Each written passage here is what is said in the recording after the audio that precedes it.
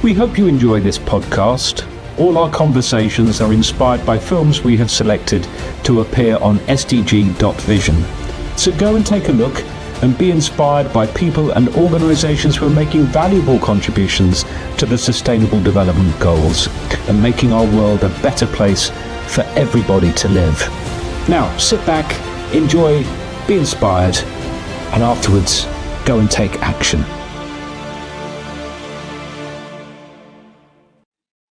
Well, welcome to the SDG Vision podcast.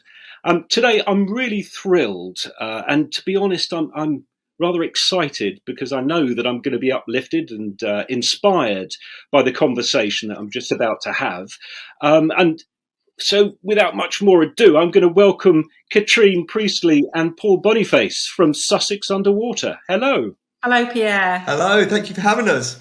It's an absolute pleasure. Thank you for joining us. And the reason I'm so excited is because I saw a film of yours and we decided to put it on SDG Vision. And there's so much good stuff in there that we thought, well, we really want to dig a bit deeper, go a bit more underwater with you, really, than you had time to do in that film. So, firstly, it would be terrific to hear about what Sussex Underwater does.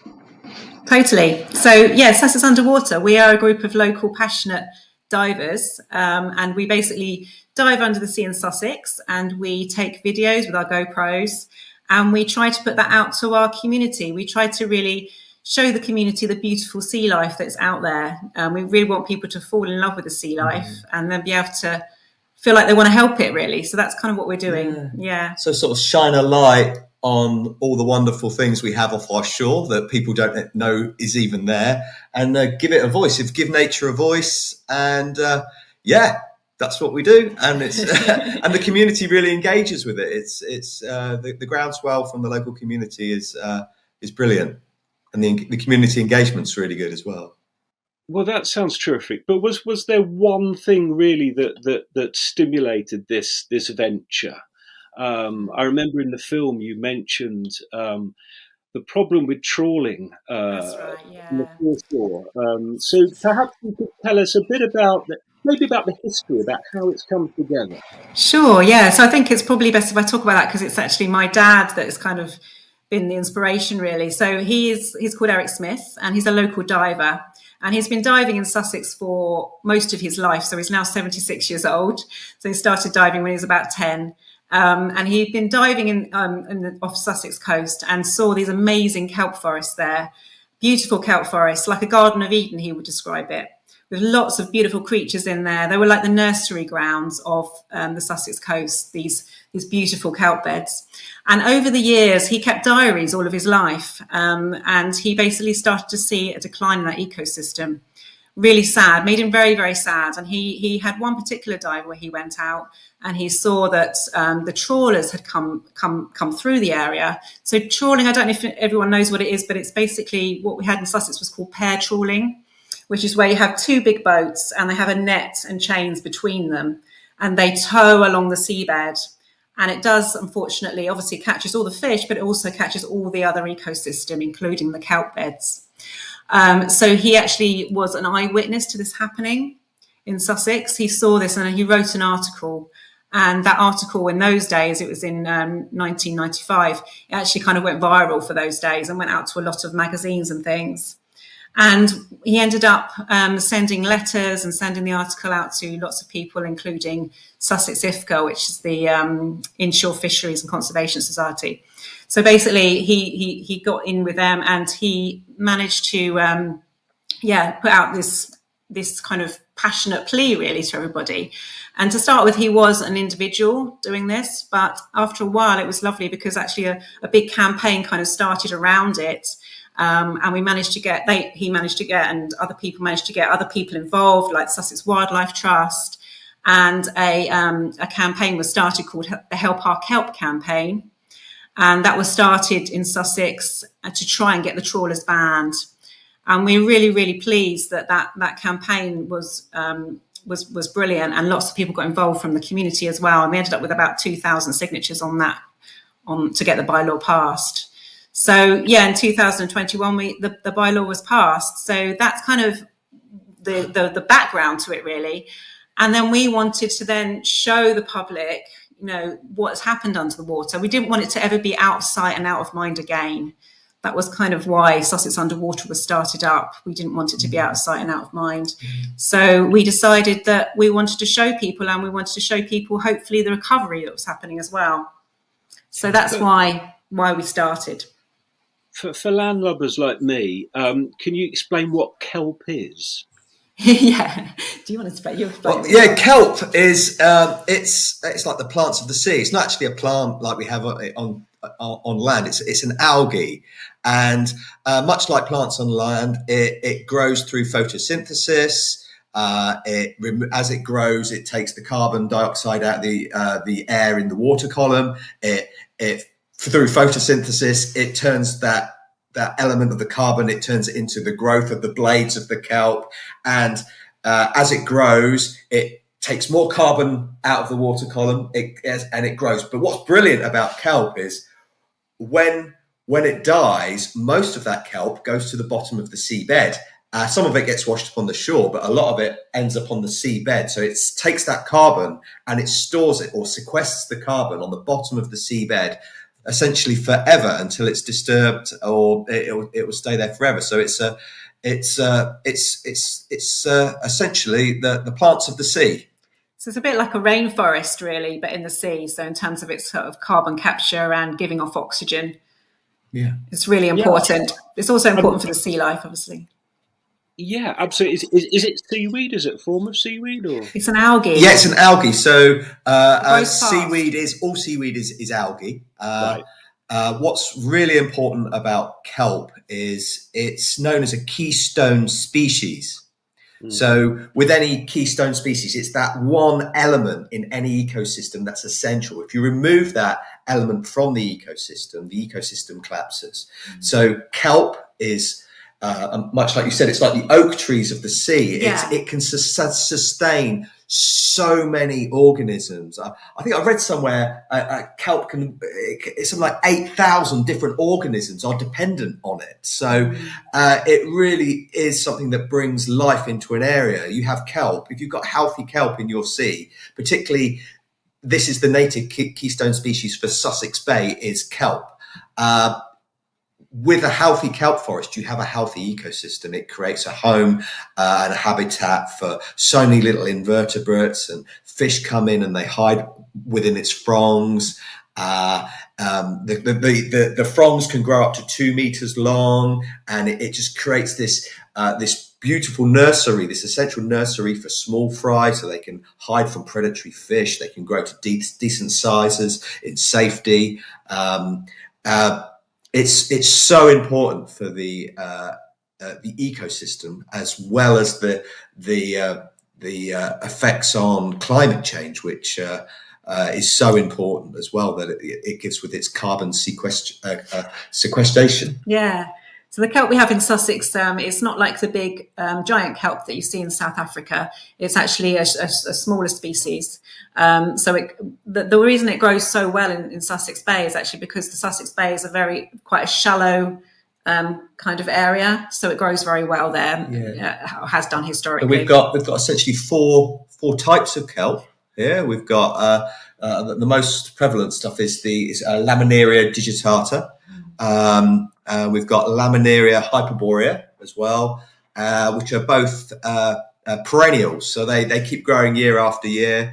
Then we get the annuals, like you have in your garden at home. You've got your annuals and your perennials. So you've got your furbelows, which grows to a long length, 2 to 3 meters, then it dies back every year. And also you've got your sugar kelps as well. I'm trying to remember the posh Latin name for that. That one. I think it's Saccharisa polycides or something like that. So yeah, but we have these four types of kelp essentially here in Sussex. And we need to look after it.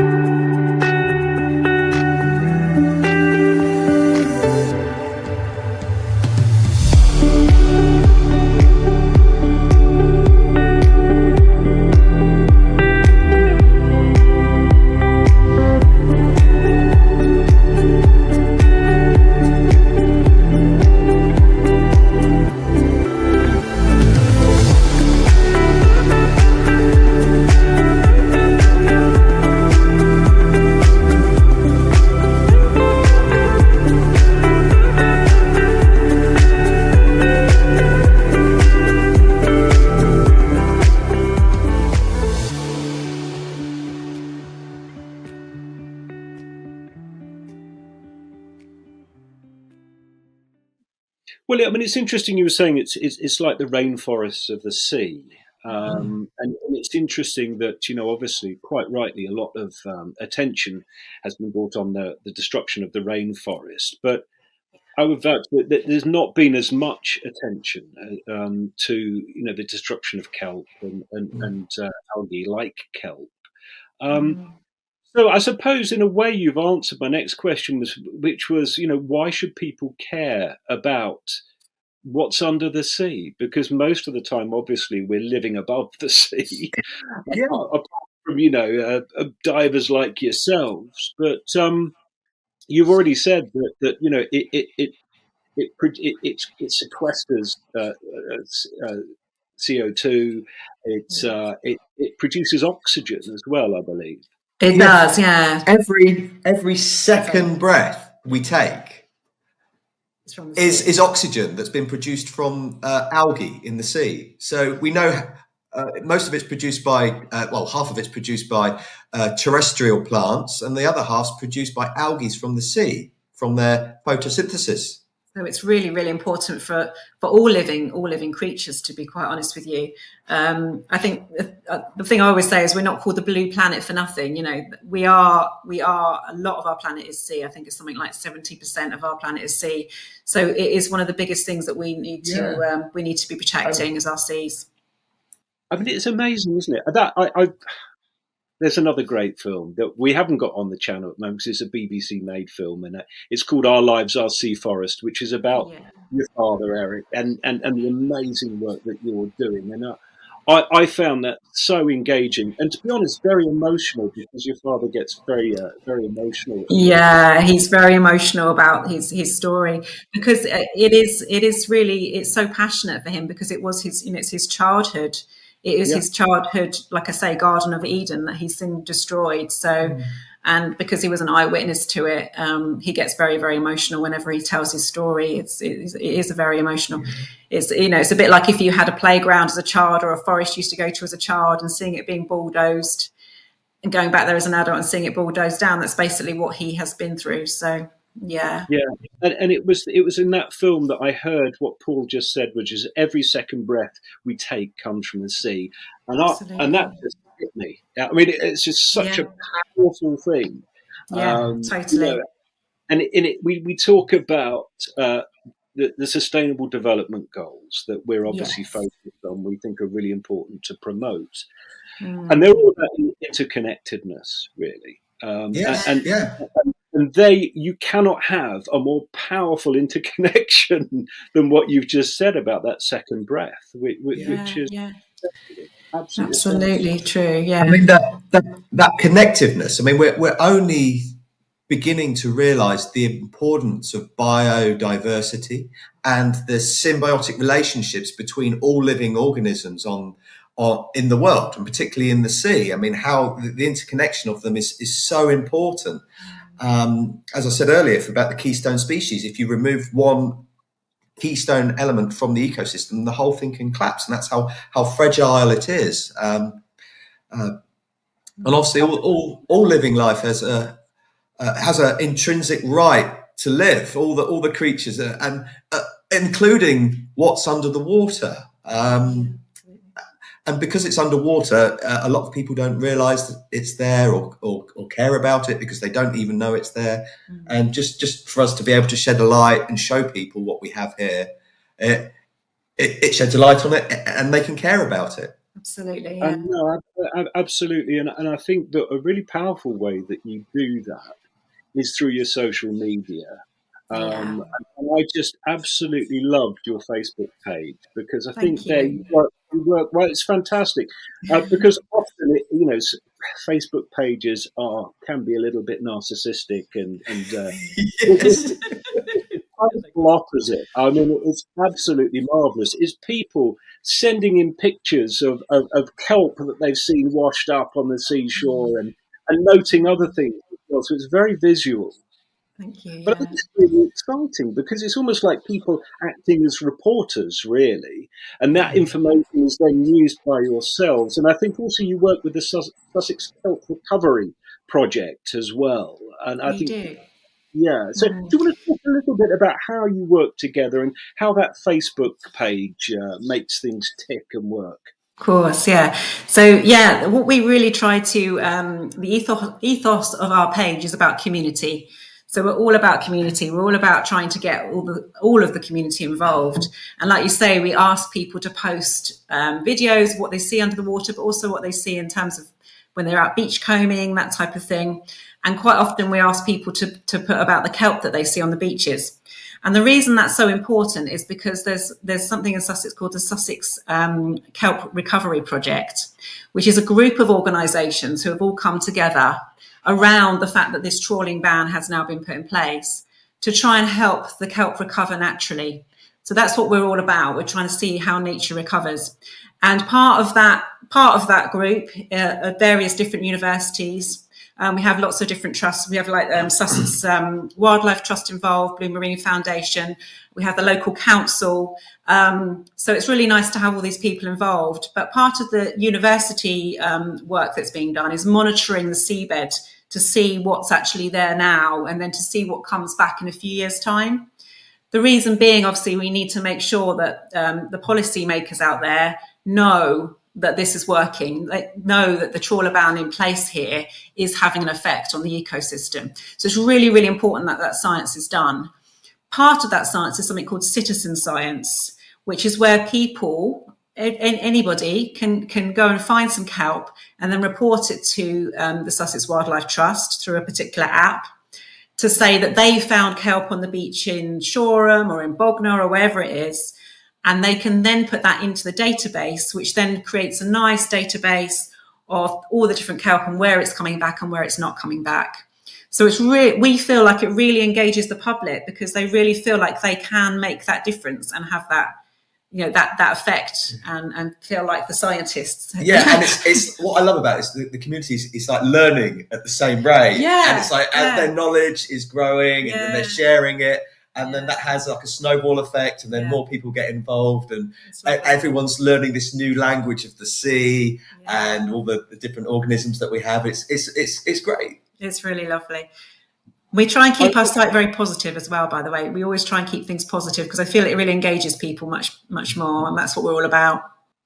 No, absolutely, and I think that's two things you said. One is community and positivity, and I think those two together are pretty much unbeatable force, actually. And totally, yeah. I think that's what I loved about it. I thought that you could feel that sense of community and excitement as well. Yeah, everyone's very excited about it. We can't believe how excited people get about kelp. But it's lovely. We love it. Well, no, absolutely. But it's not just about that, is it? It's about, I think, a realization that people suddenly have about their connection to the sea or our connection. Yeah. And that just changes the way you look at the world, which I think is really important. I mean, going back to the Sustainable Development Goals, I was just trying to think really which ones your work hits. I'm sure it more than this, but obviously it's life below water is the key one. But you talked about communities, and I hadn't thought about it because I thought about education, and we'll come on to that perhaps a bit later. But that's quality education, which is SDG 5. And then you have, as you said, sustainable cities and communities is SDG 11. So I think that very much hits upon what you said about communities. And I think then when you're talking about people getting involved, linking up with other people, doing something positive, that's got to improve their health and well-being as well. And absolutely, and encouraging to go out in nature. Yeah, absolutely. SDG 3. So there's at least 4 SDGs that you're engaged with. Whereas on the surface level, excuse the pun, you think it's just life below water, but it's not. No, but it is. Yeah, I know what you mean. It's quite a few, isn't it, that it hits? Yeah, it is. Yeah, it really is. We talked about education, and it was really interesting to hear whether or not I know you do a lot of education through the work, which is not byproduct of the work you do, but it's necessarily educational. But Are there any more sort of formal or informal education sort of sessions you have with, say, young people or children? Yeah, so it's all fairly informal because we're all volunteers, so we are just volunteering to do this. But basically, we go around to various schools in the area, so we're local to Sussex, but we go around to various schools. We also do scout groups. We've done some home education groups as well, so we've done workshops and things like that for those. We also go to various places like WI groups, and so adult education sessions as well. So we really enjoy spreading that message. We want to basically get out to everybody how important the sea is and how beautiful these sea creatures are. So yeah, we do a lot of talks, don't we? I mean, today was brilliant. We went, Yeah, we did a primary school children. I think they would have been around about 7 or 8 years. Yeah. And we showed them a video of the stingrays and the sharks that we've been filming here, and just the ecosystem just off Bognor. And they were like, their little faces, they were amazed. You just watched their faces light up like, wow. And there's about 100 of these kids, and all of them, we heard this like, and they started chatting about what they're seeing, and it's lovely. It's just that like childlike wonder, and it was so beautiful to see, and brilliant. you could just see them inspired. Yes, yeah, absolutely, it was great, absolutely inspired. Yeah, and that's what we're trying to do, is inspire these young people to. You know, to want to make a difference, really. I think also, because we also obviously in the talks, especially with the children, talk about Dad's story as well, and sort of the fact that an individual can make a change in terms of, you know, empowering young people to feel like they can make that change and they can do a positive thing. You know, writing to these people, writing to your MP, writing to people can make a difference. So we want people to get that message as well. Yeah, I think that's really important, and I love that sort of childlike wonder. To an extent, as adults, we kind of lose that. But I think that when I watched that film, the BBC film, and also your film that we've got, which is on SDG 14 on our channel, if people we'll have a link to both. Thank you. I felt a childlike wonder at it all, to be honest with you. It's hard not to. And I think that's the power of engaging with nature, that it cuts through all the rubbish that we surround ourselves with in life. Not all rubbish, obviously, but it brings back that inner child, I think. I know that sounds perhaps a bit cliche, but I think it's very true. It is true, yeah. And I think what because I found that, because I actually didn't start properly diving until about 2 years ago, when I learnt to dive, as you see probably on the film with our sea forest. Very reluctant. Yeah, exactly. But part of the reason that I really started to want to do it was because I was editing a lot of the footage that these guys were taking, and it does make you just want to see it for yourself, because it is so beautiful and so awe-inspiring. The life under the sea that we just don't get to see unless you watch our videos, really. It is like another world out there. It really is. And yet it's not. It is our world. Now, I think that's. Can you give us an idea as to now how many years is it since the bylaw was passed?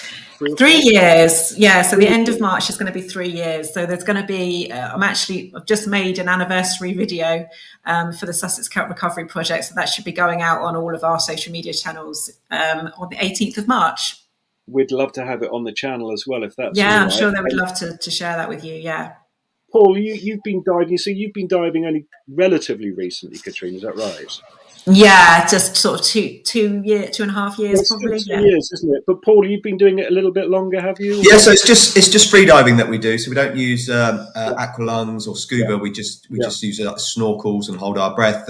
I've been doing it for probably about 20 years, and just going off the sea here for probably the last 5 or 6 years.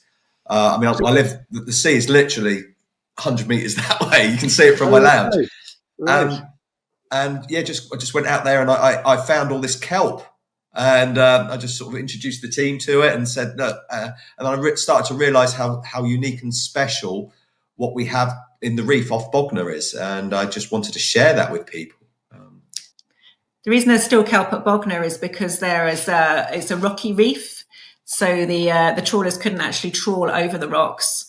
So the kelp at Bognor is kind of like the last bastion of kelp, isn't it? It is. It's like the last oasis of life. Yeah. So we're hoping that is what will spread across to the rest of Sussex now. That's our hope for the future. Well, it's a really important reference point, really, wasn't it? I mean, you could point to people and say, well, look, look at what we've got here and look over here where there's trawling happening. So, exactly. It showcases the potential for the rest of Sussex Bay. I think, to quote some of the numbers, it's 97% of the ecosystem here has been destroyed. And that 3% is left at Bognor and a few other remnant areas around Sussex. So it really is the oasis of life that is left. And there's so much hope that's the seed for the rest of it. So the wildlife can spread. We've got all the natural native kelps and other seaweeds, sea algae there, and it can propagate across the whole of Sussex. Is it possible to sort of quantify the success of the recovery? In terms of percentage, I guess each little area is different to other. At the moment, so that's why we're monitoring it. So that's why the Sussex Kelp Recovery Project are monitoring. So we need to have a baseline, which is what they're looking at now, of what's actually out there now, and then obviously it will keep. So it's like a yearly annual sort of scientific survey that goes on now, which is through the Sussex Kelp Recovery Project. We're seeing anecdotally as divers, so we can only really talk from an anecdotal point of view, but we are seeing recovery of the mussel beds starting to come back. So because obviously where trawlers kind of scrape along the floor of the seabed, it was down to the bedrock really, unfortunately in some places. So now we're starting to see the mussel beds coming back and binding that bottom back together, which is really, really important. So in terms of what we're seeing in terms of recovery, is that's the most important thing we've seen over the last couple of years, is that starting to happen. And then the kelp can then, its holdfast can then go into the mussel beds and sort of reattach. So we have to see a layering of the ecosystem coming back gradually for it all to kind of come back, which is what nature does. So that's how nature recovers. That's how it repairs itself. So it's quite hard to sort of quantify in that way at the moment. We don't know how long it will take, obviously, but we just have to hope that it will. For instance, we're only really sort of setting the baseline when the trawler ban came in place 3 years ago. So that was the baseline. Yeah. And so the scientists are gathering the data. Yeah. And anecdotally, as you say, it appears things are getting better. Or I can say personally, when I've been going out to sea, every year sets a new bar for what I see in terms of wildlife and biodiversity. Mm-hmm. So I'm seeing more and more new species off the reef here in Bognor, more and more. Last year was particularly exciting. I saw a shoal of herring. A massive shoal of herring. And I know herring, so what? It's one of the most abundant fish in the whole ocean. Who gives a monkeys about herring? But for me to be in the middle of a bait ball off Bognor Regis in clear blue water with thousands and thousands of herring around me, for me, that was a first. And I was so excited to see it. And that's on some of the films that we've posted. And that was, and so I'm really excited, and I'm full of expectation for what this season is going to bring. Things like seeing these shoals of fish is really important, because the shoals of fish coming back, obviously, when the trawlers were going through the area, those wouldn't have been there because they would have been caught by the trawlers. So actually, this is now attracting things like a lot more dolphins to the area as well. So we've got a lot more sightings of dolphins coming through too. What I'm really hoping for, everything crossed, is bluefin tuna on Bognor. No, sure. That's what I haven't seen it yet, but that's what I'm hoping for. If the big shoals are there of the silvery fish, that's what will attract the bluefin tuna in. They've been seen off Sussex last year, numerous times.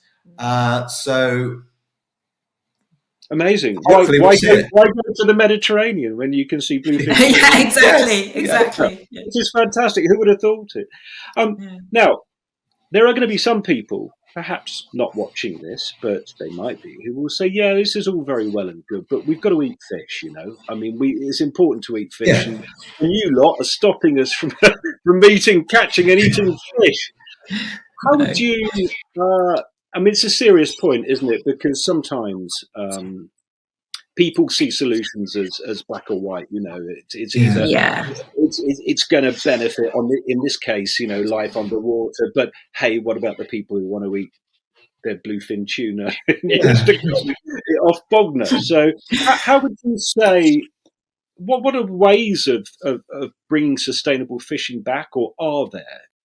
Absolutely, there are. Yeah, one of the organisations that we work with, called Blue Marine Foundation, they are actually really on that about getting sustainable fishing back up and running.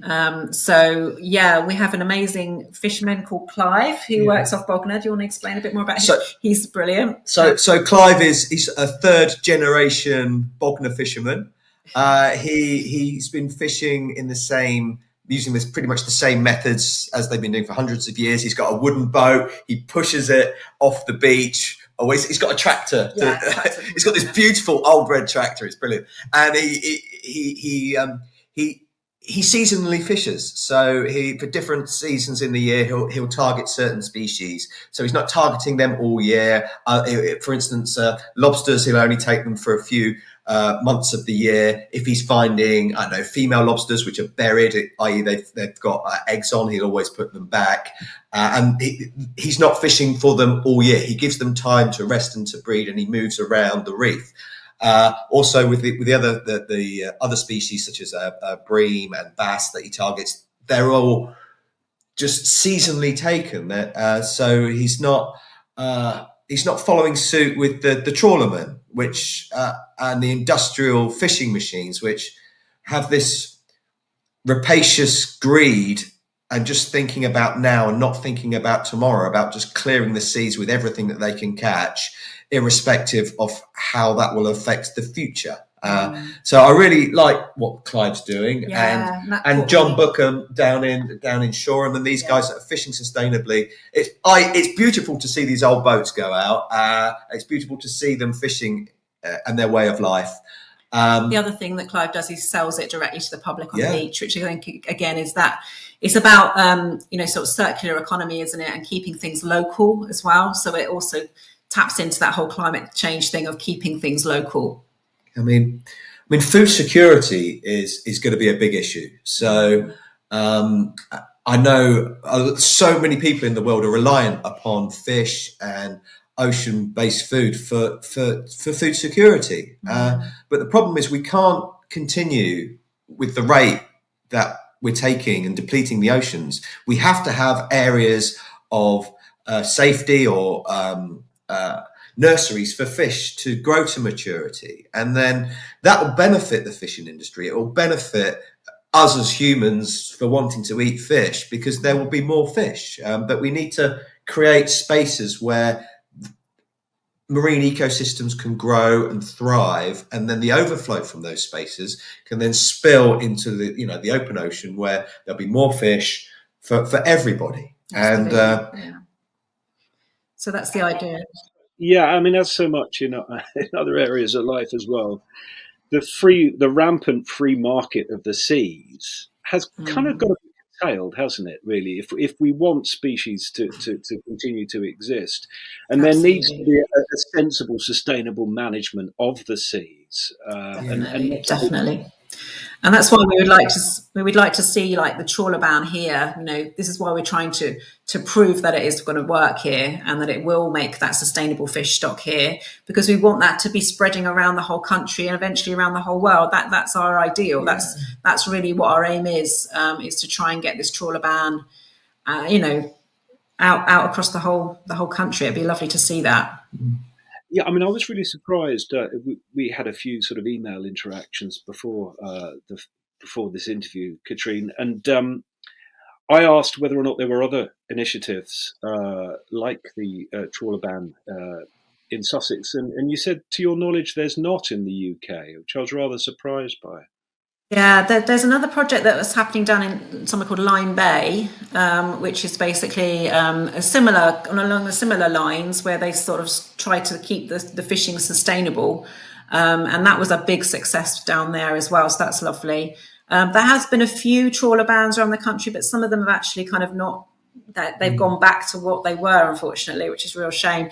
But there has been, since in the 3 years since our trawler bans come into place, there have been some other trawler bans put in place around the country. So there's now quite a big one in Dogger Bank on the east coast, and there's a few others dotted around. So it's starting to come through, but not as quickly as we probably would like. I think what we hope is we can inspire other counties, marine communities to follow suit of what we've done here in Sussex, where we've got this group of stakeholders that we spoke about.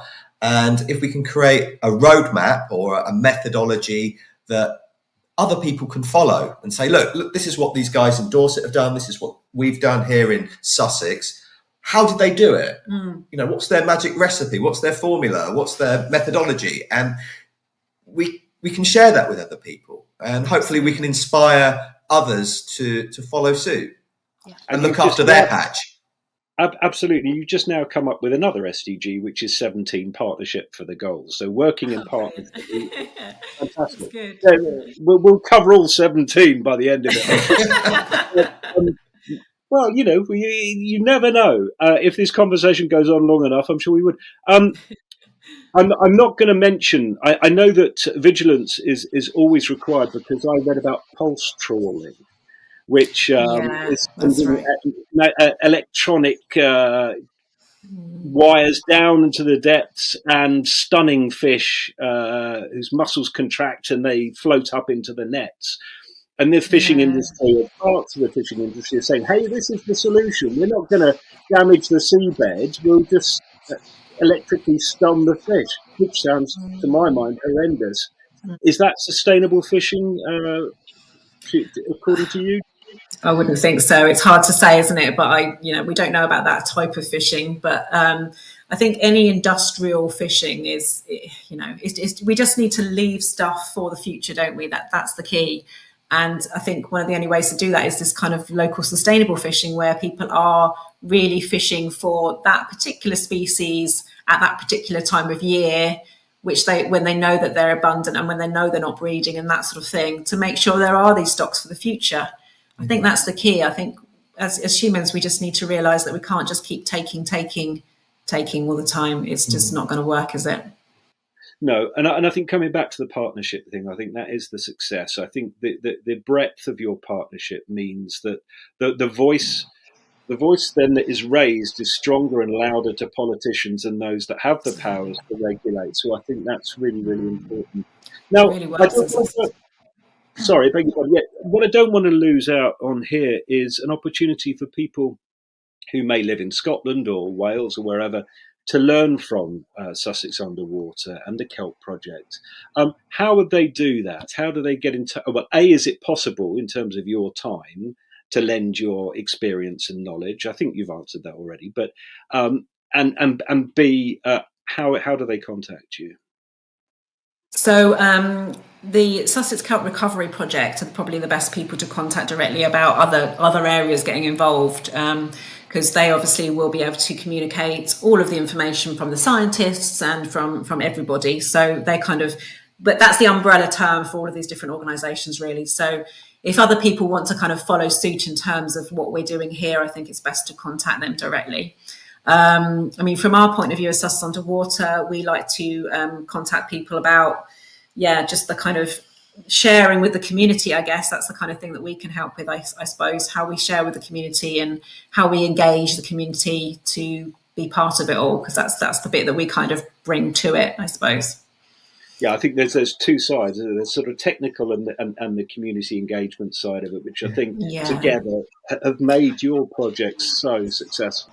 Yes, that's exactly what I would say. It really does involve a partnership. It's. I think that's one of the unique things about Sussex, is that we have got such a good community. Everybody comments on it when they talk to us. It's such a strong community of all these different organisations and the community together, working together. It's so important. Yeah, and it's not just a Facebook group, is it? Because we go out with the outreach and going out to see people face to face and engaging directly with the community as well, which is really important. What we'll do is we'll put your contact, Sussex Kelp Recovery Project's contact details below in the comment section below, and also your contact details from Sussex Underwater as well. And I really hope people get in touch with you and learn from the amazing work that you're doing. I think it's fantastic. And again, I just want to remind people, go and watch that film on BBC. I think it's on iPlayer, isn't it? It's on iPlayer. It's called Our Lives Are Sea Forest. Yeah, it's fantastic. It's half an hour, but it is a lovely way of everybody seeing exactly what is going on here in Sussex. But it's also a way for you to meet my dad, who's a amazing, inspirational person. He certainly is. He certainly is. Hi, my name is Eric Smith. I am now 74 years old. I started diving in the Sussex Bay when I was 11 with a group of lads. Got the gear from Woolworths. Great fun. There was fish everywhere. There was kelp. Everywhere we looked on the kelp. The kelp was clean. The sea was clean. Some of the clearest waters I've ever seen in my life. Over the last 30 years, we noticed things were getting worse and worse and worse. The fisheries, the trawlers were wreaking havoc across our seas, taking everything. And I kept diaries all my life, and looking back on the diaries, it made me realise, when you look back on them, what a horror story it was building into the fact the ecosystem had gone down to about 97% of what it was when I was a lad. I started writing letters to anyone I could think of that might take some notice and realise what was going on. And finally, these fisheries who become the IFCA, being conservation in name, were able to start working on it. Wildlife Trust got involved, big wave industries, lots of different people, a nice little group of people, and through that they pushed the law through, finally getting passed. And what really struck me is, I wasn't at the meeting, but I was watching the meeting, and when someone stood up and said, I read an article from a diver explaining what was going on out there, and I will now vote in favour of the trawler ban. Even an old trawlerman stood up and said, I thought, hell, here we go. And he explained that, when he was a kid, he used to be able to pull stuff out of the water with a bucket, and how he owed it to his grandchildren to get this trawling banned. Trawlers have now been banned for 2 years, and the difference in fish we're seeing coming back. This year we've seen John Doe rays, electric rays, a vast increase in pollock and bream. We cannot expect the kelp to come back just yet, but the bottom is binding itself back together.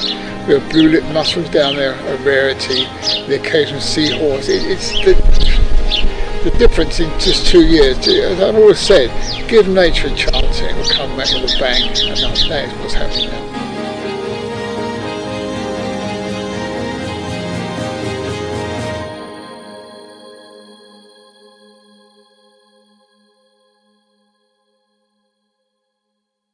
I really do recommend people go and see that. We'll put the link below. Is there anything else you would like to say that we haven't covered so far? I can't think of anything else. No, I think you covered it all, really.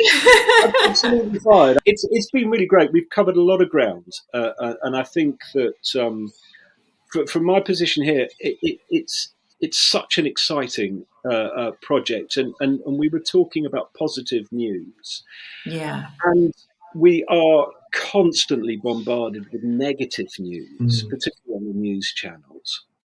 Yeah. But as you said earlier, individuals can make a difference if they come together. And Sussex Underwater is an absolute lighthouse, a beaming light in that respect that shows how people can do that. So thank you very much, and we'd love you to come back on again to give us an update.